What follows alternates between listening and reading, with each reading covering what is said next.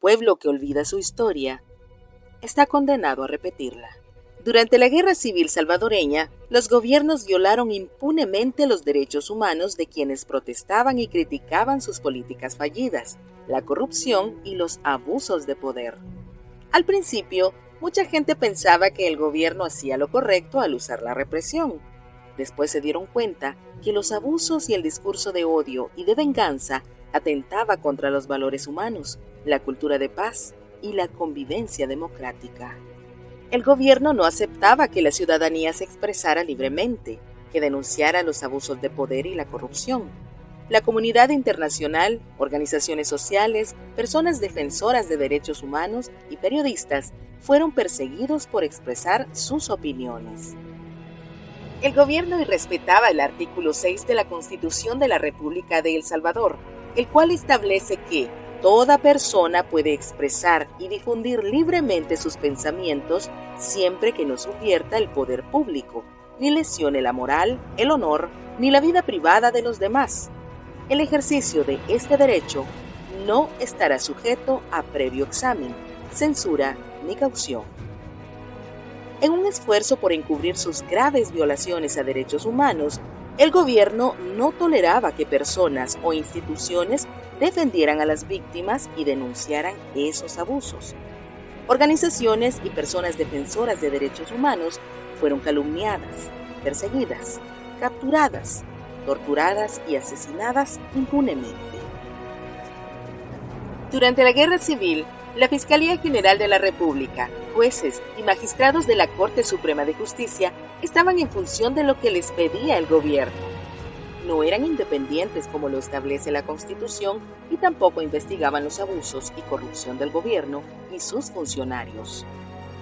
Muchas veces se decretó régimen de excepción, suspendiendo las garantías al debido proceso, capturando y acusando a cualquier persona sin tener prueba alguna y sin llevarla a un juicio, a pesar de que estos derechos no se pierden nunca.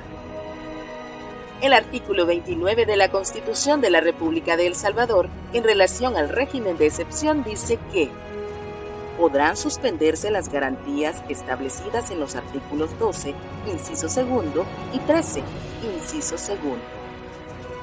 Durante el régimen de excepción, la Constitución aclara que se suspenden los incisos segundos de estos artículos, no los incisos primeros, que dicen: artículo 12, inciso primero. Toda persona a quien se impute un delito se presumirá su inocencia mientras no se compruebe su culpabilidad conforme a la ley y en juicio público, en el que se le aseguren todas las garantías necesarias para su defensa. Artículo 13, inciso primero. Ningún órgano gubernamental, autoridad o funcionario podrá dictar órdenes de detención o de prisión si no es de conformidad con la ley, y estas órdenes deberán ser siempre escritas. Es decir, que estos derechos no se pierden a pesar del régimen de excepción. Sin embargo, durante la guerra, el gobierno abusó del poder y violó estos derechos constitucionales, acusando, encarcelando, torturando y hasta asesinando a personas inocentes. Durante el conflicto, la Fuerza Armada y los cuerpos de seguridad se convirtieron en cuerpos represivos al servicio de la dictadura. Primero capturaban, torturaban o asesinaban y después averiguaban si la persona era inocente. El gobierno usó a la Fuerza Armada para sus intereses políticos y particulares, cuando la Constitución de la República de El Salvador establece en el artículo 211 que la Fuerza Armada es una institución permanente al servicio de la nación, es obediente, profesional, apolítica y no deliberante.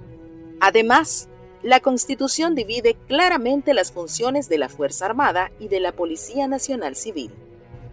Artículo 212. La Fuerza Armada tiene por misión la defensa de la soberanía del Estado y de la integridad del territorio. Artículo 159. La Policía Nacional Civil tendrá a su cargo las funciones de policía urbana y policía rural, que garanticen el orden, la seguridad y la tranquilidad pública, así como la colaboración en el procedimiento de investigación del delito, y todo ello con apego a la ley y estricto respeto a los derechos humanos. Y respetando la Constitución, el gobierno utilizó a la Fuerza Armada y a los cuerpos de seguridad a su antojo, incluso para atacar a personas inocentes y violentarles sus derechos humanos.